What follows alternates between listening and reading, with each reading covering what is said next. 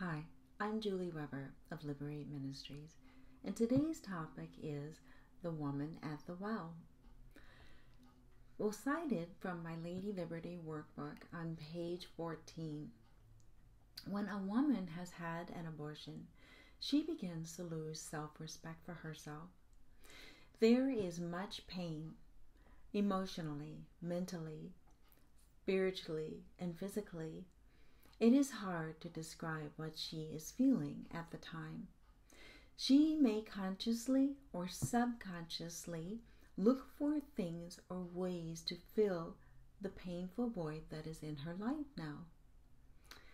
Take a look at your life and see if you can identify with some of the ways listed. Or maybe you have filled your painful void with something else. Well, I have my iPad here, and this is my list of substitutes for healing. Alcohol, food abuse, drugs, perfect mom, promiscuity, replacement baby, overachievement, codependency.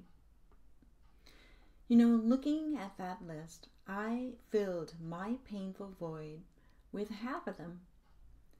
What I want to zero in on today is promiscuity. The Free Dictionary says that promiscuity means indulging in casual and indiscriminate sexual relations, sleeping around.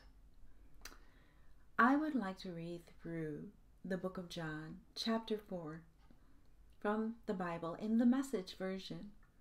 There is so much to learn in the story from the woman at the well. Well, starting with verse 4, then I'll be skipping through the verses to get down to verse 42. Okay, to get there, he had to pass through Samaria. He came into Sychar, a Samaritan village that bordered the field Jacob had given his son Joseph. Jacob's well was still there. Jesus, worn out from the trip, sat down at the well. It was noon. A woman, a Samaritan, came to draw water. Jesus said, "Would you give me a drink of water?" His disciples had gone to the village to buy food for lunch. The Samaritan woman, taken aback, asked, "How come you, a Jew, are asking me, a Samaritan woman, for a drink?"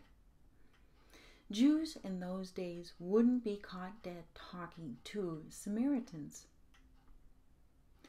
Jesus answered, "If you knew the generosity of God and who I am, you would be asking me for a drink, and I would give you fresh living water." The woman said, "Sir, you don't even have a bucket to draw with, and this well is deep. So how are you going to get this living water? Are you a better man than our ancestor Jacob, who dug this well and drank from it, he and his sons and livestock, and passed it down to us?" Jesus said, "Everyone who drinks this water will get thirsty again and again. Anyone who drinks the water I give will never thirst again. Not ever. The water I give will be an artesian spring within, gushing fountains of endless life." The woman said, "Sir, give me this water so I won't ever get thirsty, won't ever have to come back to this well again." He said, "Go call your husband and then come back." "I have no husband," she said. "That's nicely put.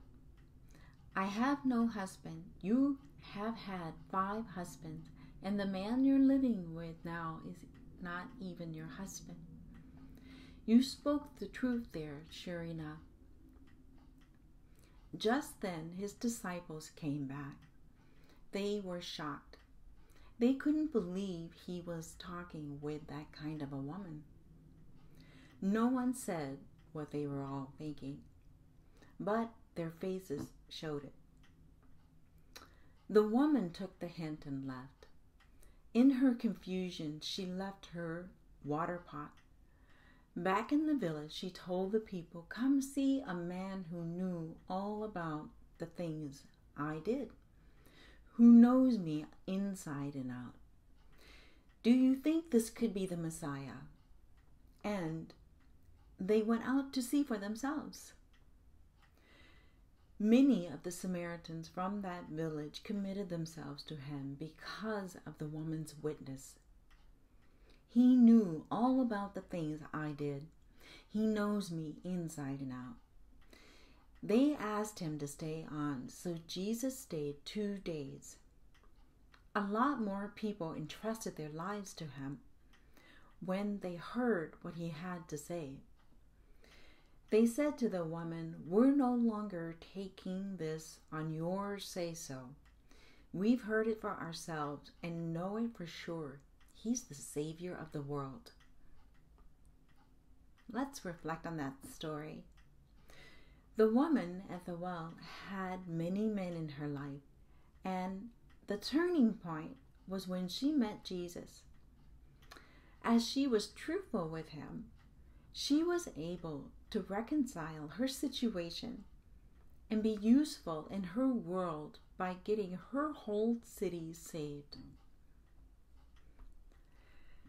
My list of substitutes for healing are, at best, short-term fixes, and at their worst, may have left another set of problems in our lives that need attention. This list of substitutes for healing has no power to satisfy. It only numbs us for a while. There is healing in God's Word. The best way to start the healing process is to begin to replace any substitutes we are using for healing with scriptures from God's Word. Jesus clearly healed the woman at the well. It doesn't matter how many men you have been with or what else you have substituted your healing with by filling that painful void from your abortions. If you have lost your self-respect, Jesus wants to help you get that back. Thanks for watching. Live life liberated.